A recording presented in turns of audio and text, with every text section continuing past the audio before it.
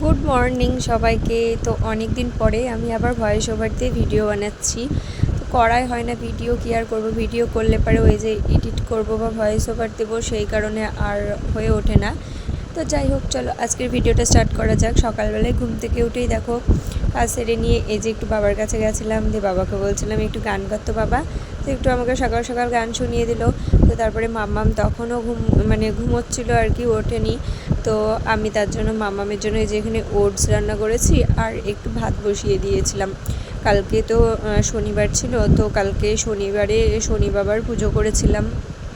তো সেই কারণে কালকে সারাদিন না খেয়েছিলাম আর সকালবেলাতে খুব খিদে পেয়ে গেছিলো, তো তাড়াতাড়ি করে ভাতটা বসিয়ে দিয়েছিলাম।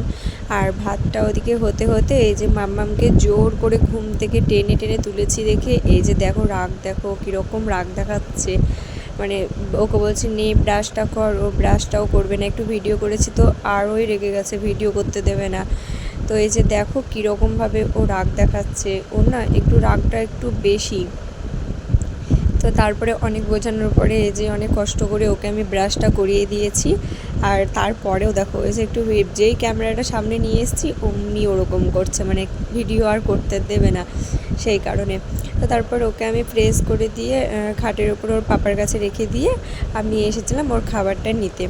তারপরে ওকে তো ফোন না ছাড়া খাওয়ানোই যাবে না ফোন না দিয়ে, সেই কারণে ফোন দেখে দেখে যে খাওয়াতে হয় বলে আর ভিডিও ক্লিপগুলো নেওয়া হয়নি। আর ওকে খাওয়ানোর পরেই আমি চলে এসেছিলাম রান্না করতে করতে, যেহেতু ওকে খাওয়াতে গেছিলাম তো রান্নাটাও কমপ্লিট করে নিয়েছিলাম। আর তারপরে এই যে সব কাজকর্ম সেরে আমি এখন স্নান টান করে চলে এসেছিলাম। তো তারপরে এই যে দেখো আমি একটা প্লামের টোনার একটু ইউজ করে নিলাম আর একটা একটু সানস্ক্রিন, আমি একটু সানস্ক্রিন ব্যবহার করি, তো সেই সানস্ক্রিনটাই এই যে ব্যবহার করে নিচ্ছিলাম, মুখে একটু মেখে নিচ্ছিলাম।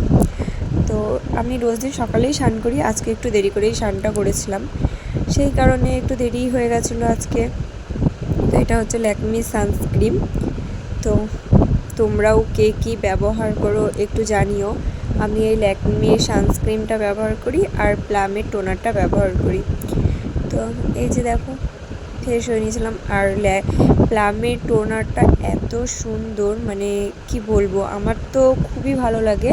আমি ওটা প্রায় 1 বছরের বেশি ওটা আমি ইউজ করছি। মানে এত ভালো, খুবই ভালো। যাদের অয়েলি স্কিন তাদের জন্য এটা একটা বেস্ট টোনার। তো দেখো কথা বলতে বলতে ভিডিওটা আমার শেষ হয়ে গেছে। কেমন লাগলো অবশ্যই জানিও তোমরা।